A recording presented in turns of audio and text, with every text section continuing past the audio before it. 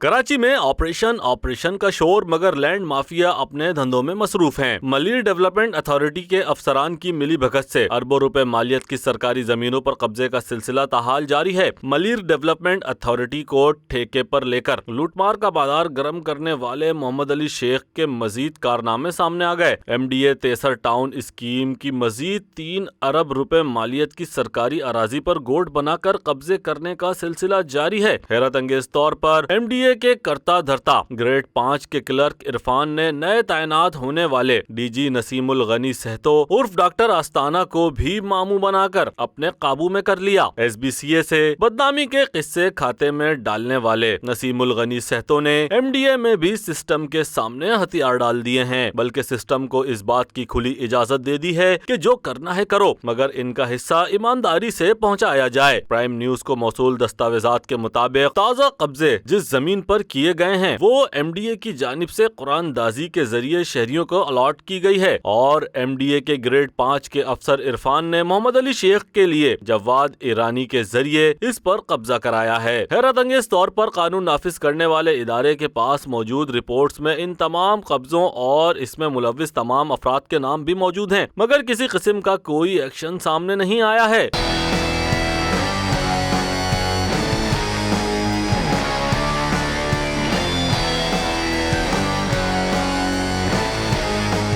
Prime news کو ذرائع سے ملنے والے دستاویزات کے مطابق عرفان ایم ڈی اے کا ملازم بھی نہیں اور جعل سازی سے اپنی تعیناتی کرائی ہے، اور ملیر ندی سے کاٹھور تک بھی قبضوں کا نیا سلسلہ شروع ہو چکا ہے۔ سیاسی شخصیات کی ملی بھگت سے ملیر میں ناکلاس اراضی پر قبضے کیے جا رہے ہیں۔ ملیر ندی میں تازہ قبضہ 2 ایکڑ اراضی پر کرایا گیا ہے، جس پر وہاب سٹی اور الغنی کے نام سے پروجیکٹ بنا کر شہریوں کو لوٹا جا رہا ہے۔ ذرائع کا کہنا ہے کہ ان دونوں پروجیکٹ کو عرفان نے ایم ڈی اے کو ٹھیکے پر لینے والے محمد علی شیخ کی نظروں سے بچا کر لانچ کرایا ہے۔ ان پروجیکٹ میں 80 گز کے پلاٹ 8 تا 10 لاکھ میں فروخت کیے جا رہے ہیں۔ سیکٹر 37 اے میں شہریوں کے قرآن دازی کے پلاٹوں کو 52 ایکڑ زمین، سیکٹر 3-8 میں قرآن دازی کے پلاٹوں کی 328 ایکڑ زمین، سیکٹر 3-8 اے جو کہ کمرشل سیکٹر میں 47 ایکڑ زمین، سیکٹر 4-8 میں کمرشل زمین پر 90 ایکڑ زمین پر قبضہ کیا گیا ہے، جس کی مالیت 3 ارب روپے سے زائد ہے۔ حیرت انگیز طور پر اس زمین پر ترقیاتی کاموں کے کروڑوں روپے بھی سندھ حکومت کی جانب سے دیے گئے تھے، وہ بھی عرفان نے کرپشن کی نظر کر دیے ہیں۔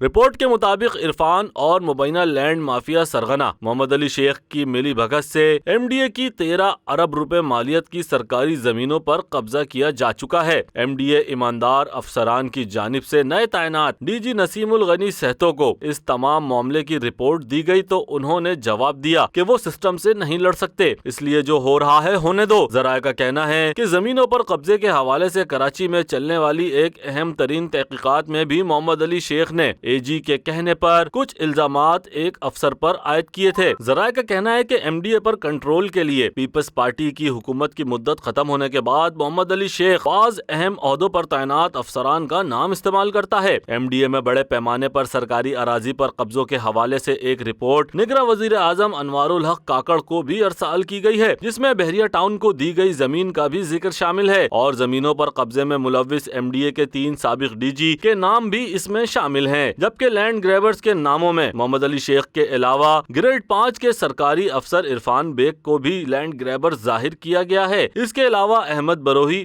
عارف بروہی، ارشد تنولی، اختر حارث، عقیل، توقیر، ابرار، عظیم بھگا، جبار دھوبی، زاہد، فیصل پٹنی، ہادی، شراز تنولی، اسرار پانی والا، زاہد حسین، فہیم کالا، آصف جمال، قادر شاہ، شہزاد پٹھان، دلاور حسین، سکندر سولنگی، محمد شریف، پرویز شینا، نجم الدین عرف نجمی، کنڈی والا، شاہزیب عرف الطاف شاہ، علی جتوئی عرف شاجی، ناصر مفتی، مقبول، ارمان انصاری اور دیگر کے نام شامل ہیں۔ ابو عکاش، پرائم نیوز، کراچی۔